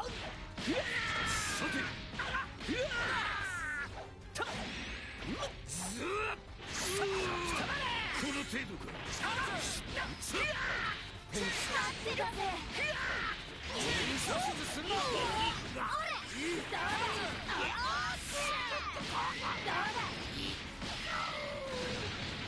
ここまでだぞ。そしてこの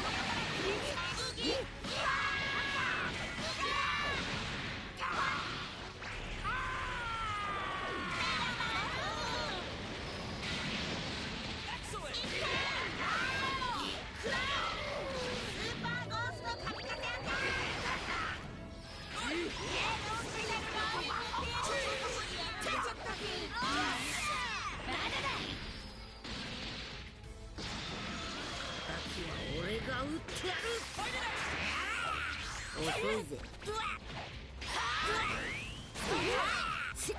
んなもんかよ。遅いぞ。どうした。譲ってやるか。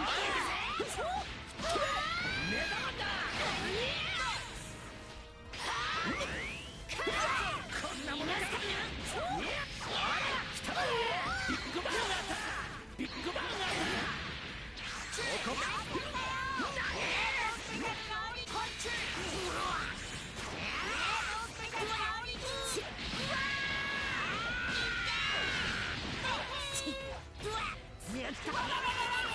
終わりじゃねえか。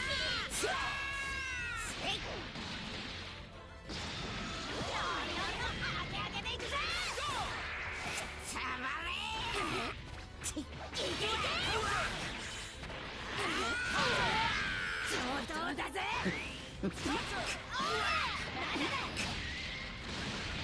断してたぞ。どうだよ。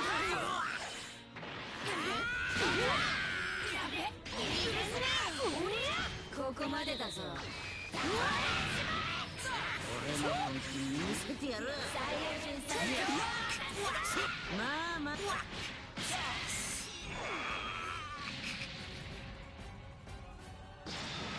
貴様には地獄がお似合いだ。そこだ。無駄だ。宇宙の塵をして。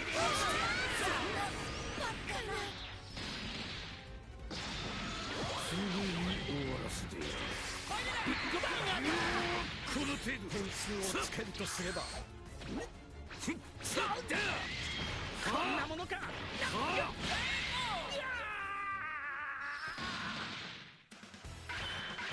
どうしたのだ。さっきまでの勢いが。笑えよ。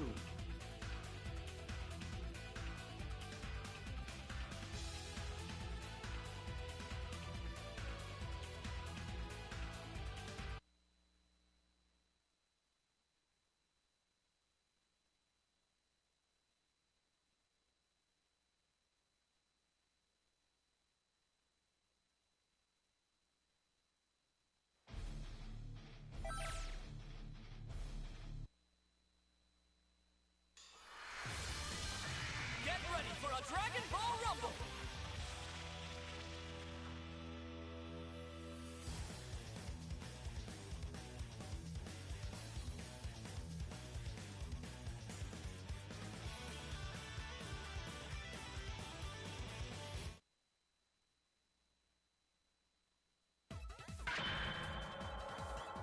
初めから全力でかかってくるんだな。Are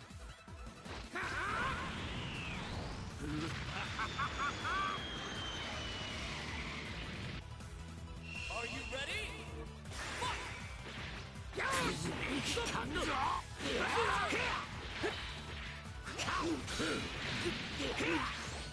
邪魔だ。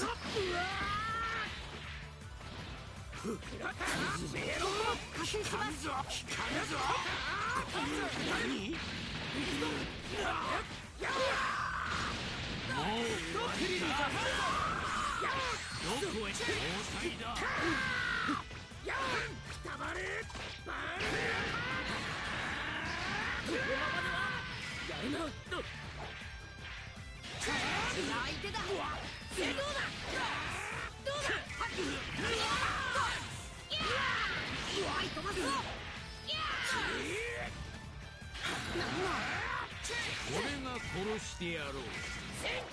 楽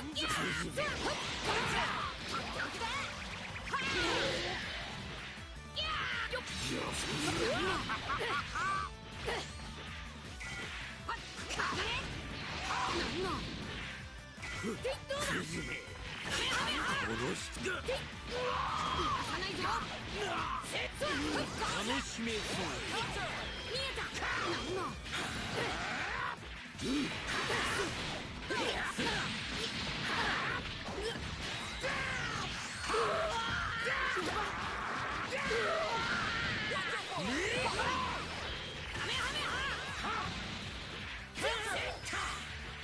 すぐ楽にしてやる。見えた。交代してくれ。手だ。捕らえた。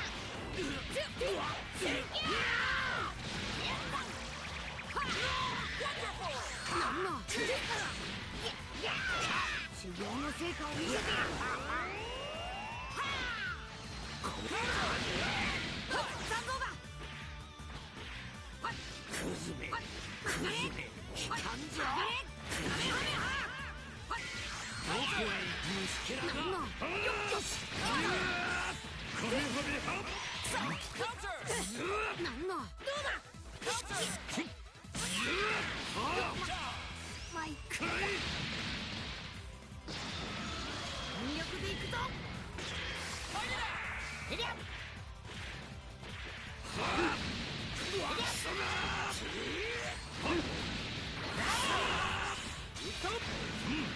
リア無惨状。本気でいくぞ。そろそろエリア無惨状。ちだ焦るよ。任せてください。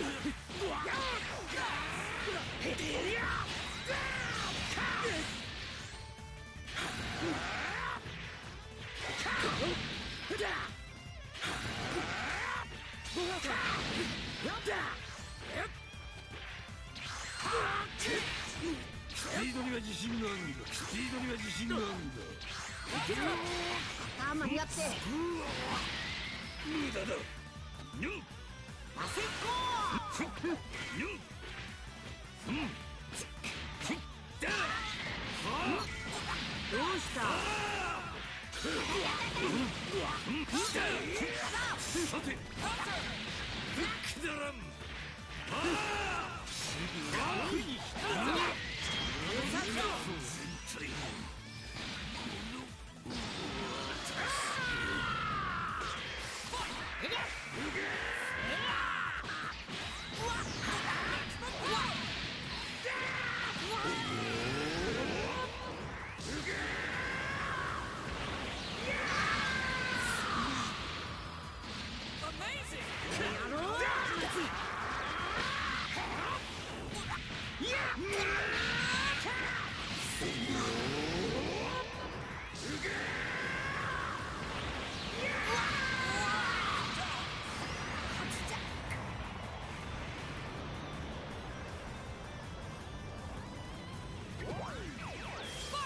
すぐ楽にしてやる。なんて力だ。黙れバリング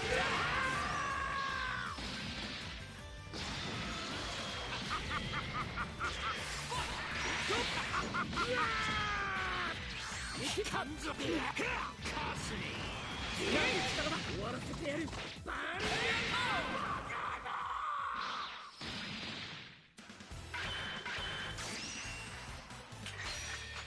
誤算だったな。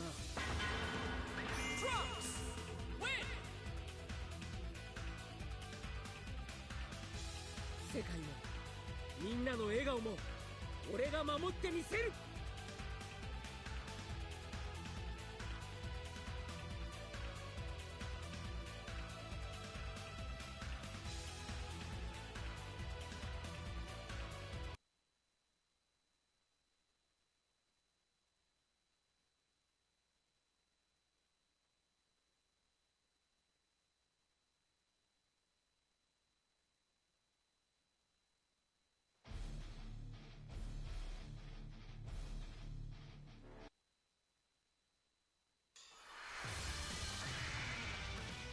This should be a great fight!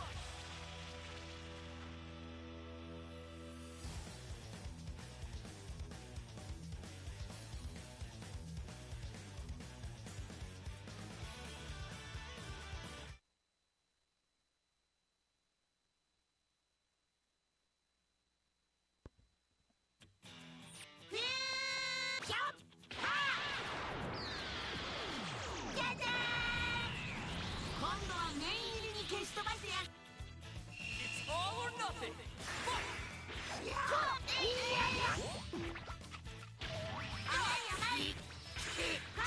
次は助けるからな。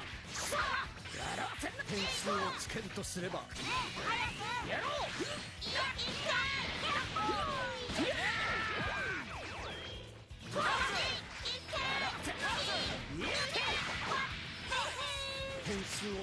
とすれば30点ってところだ。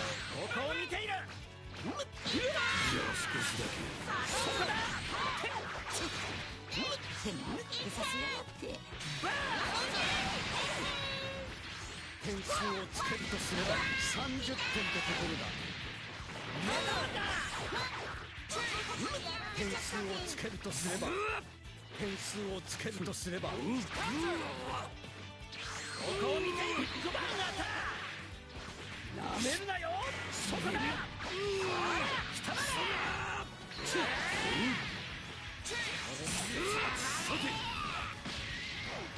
油断してたぞ。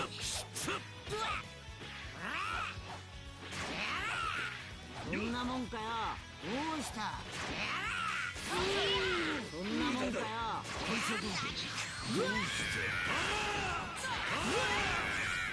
なめるじゃねえ。どうした。遅いぜ。次は助けるからな。ここを見ている。なめるなよ。なめるな。なめるなよ。協力してもらおう。ここを見て。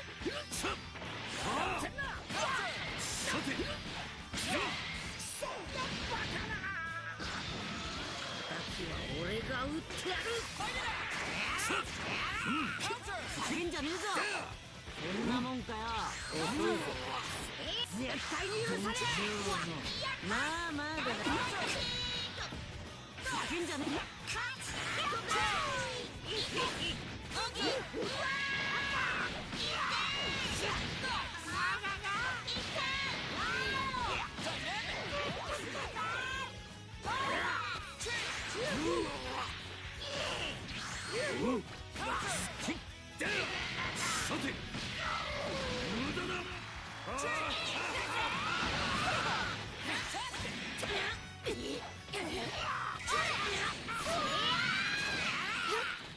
絶対になんだと油断してたぞ。なめ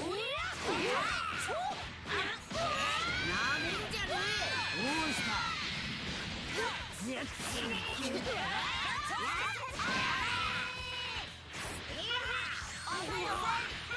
遅いぜ。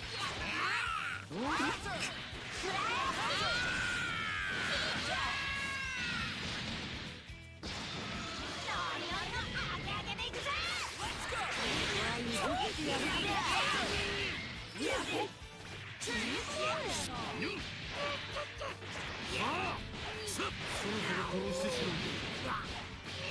この私にバリーを。どうした。じゃあ少しだ。なめんじゃねすぐに終わらせてやる。え。どうした。絶対にさて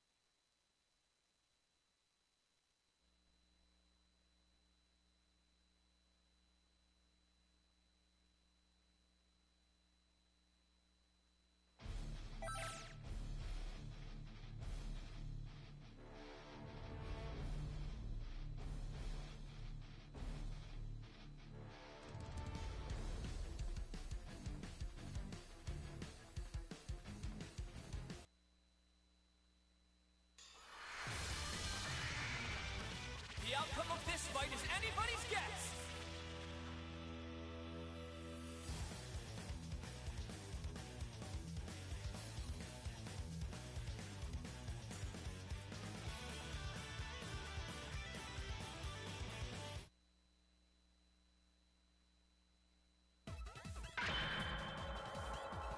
ウロリ生きていたのか。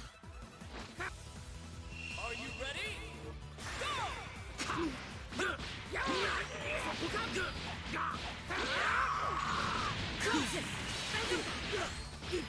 やるな。そ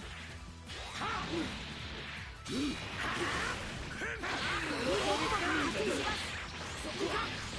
終わらせてやる。バリアタやるな。なんてみせる。マセンコそこか。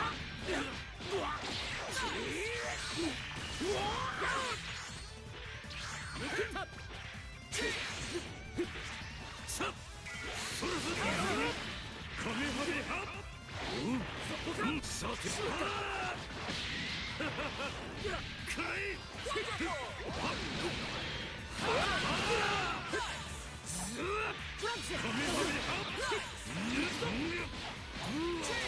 あんま似合って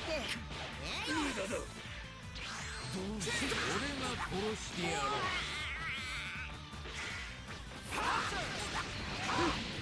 行くぞ。まだまだこれが必要だ。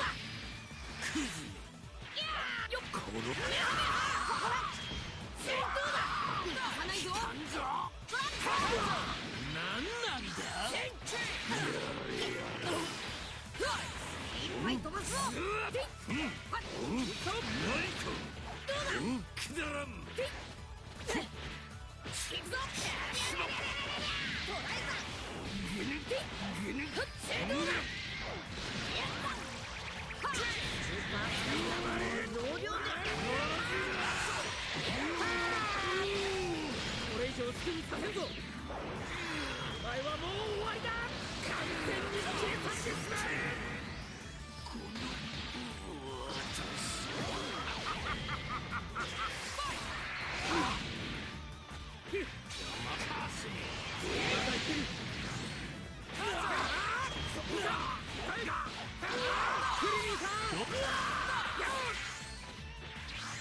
え。これでも食らえ。消えろ消えろ。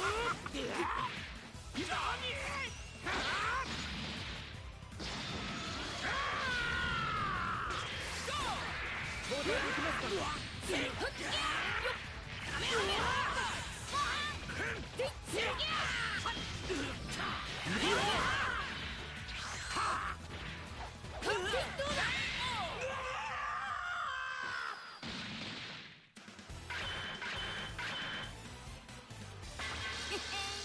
やったぜ。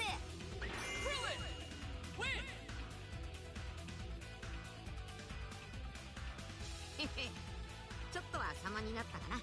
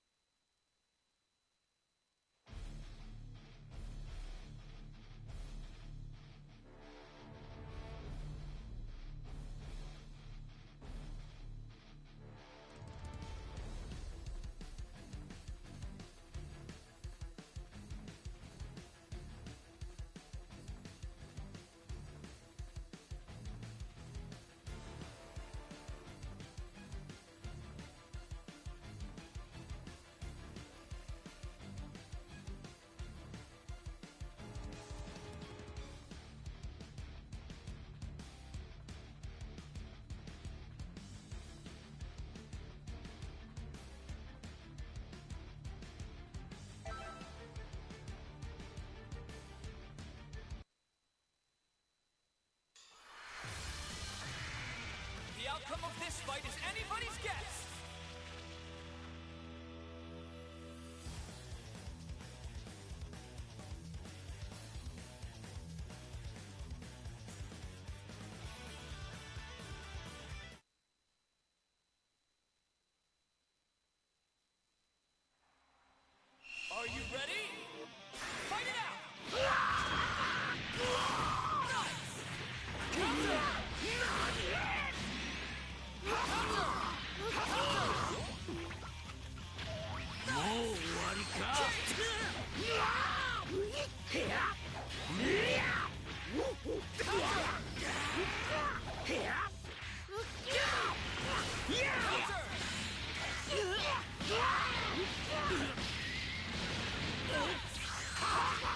俺が何なんだ。聞かんぞ。聞かんぞ。聞かんぞ。邪魔だ。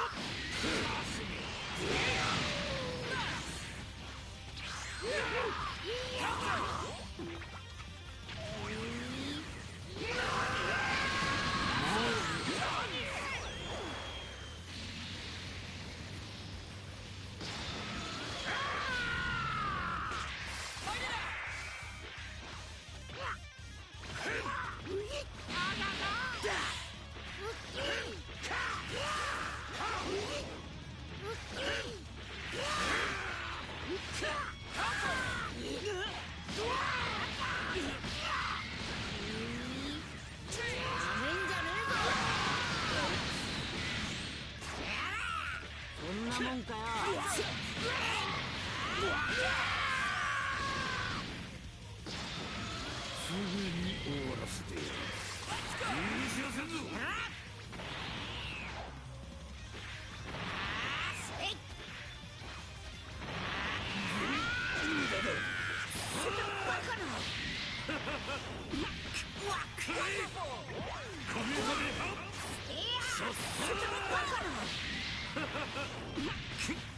いいんじゃねえぞ。まだまだ地球ごと消えてなくなる。こいつだぞ。ス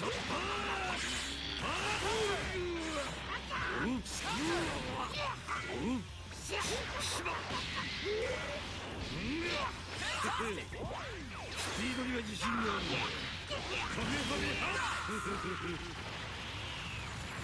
地球ごと消えてなくなる。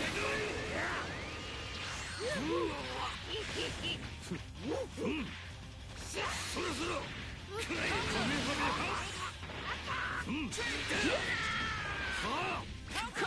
この程度か。点数をつけるとすればここそこだ。なめるな。しまった。笑わせんな。ここを見ていろ。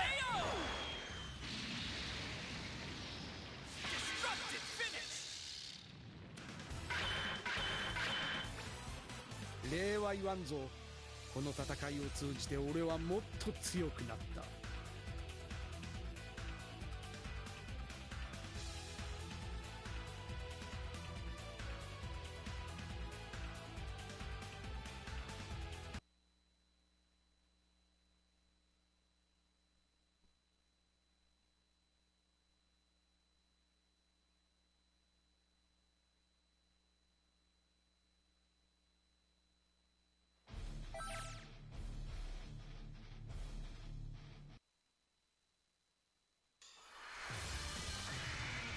The battle's about to start.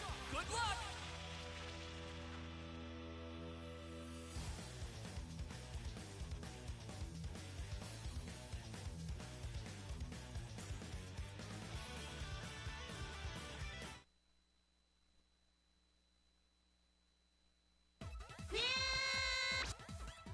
Are you ready? Fight! すぐに終わらせてやる。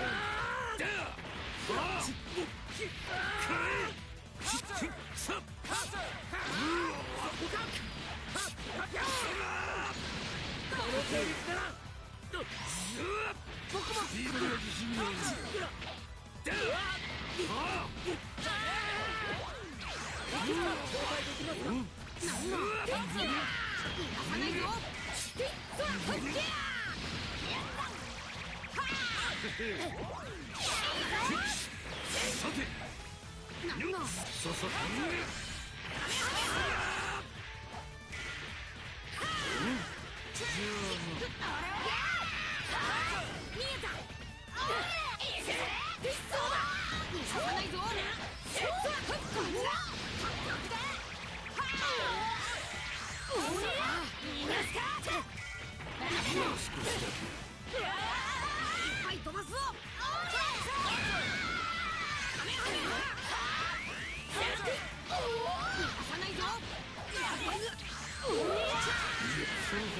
してしまうよ。修行の成果を見せてやる。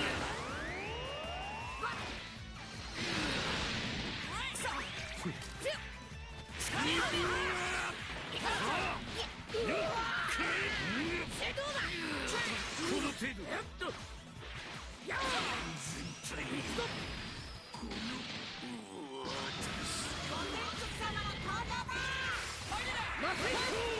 クリリンさ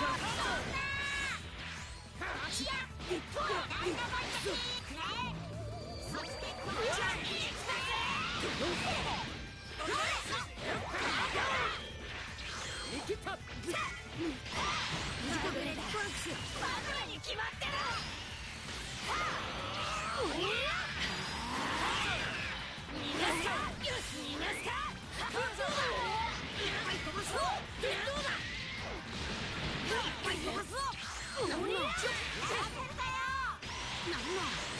間に合って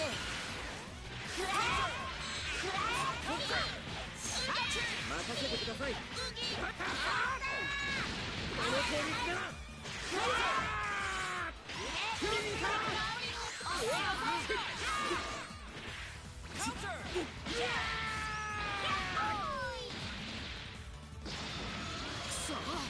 俺が相手だ。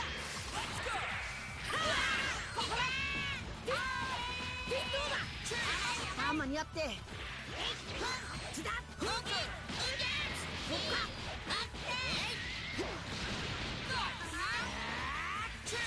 焼いてるようじゃねえか。クリリンさんお願いします。ま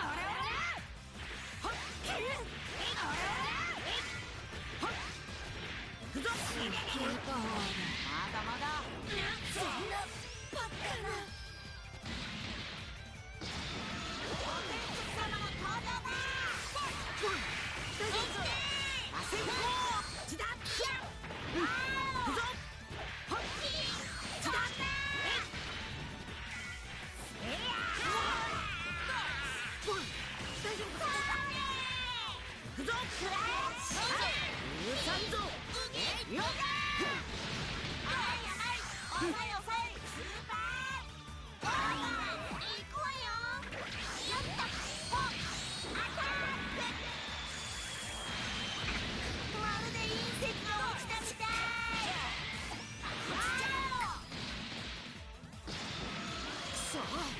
俺が相手だ。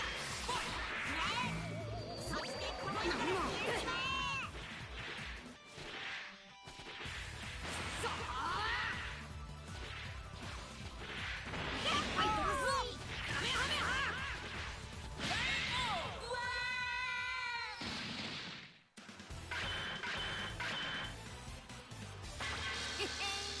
やったぜ。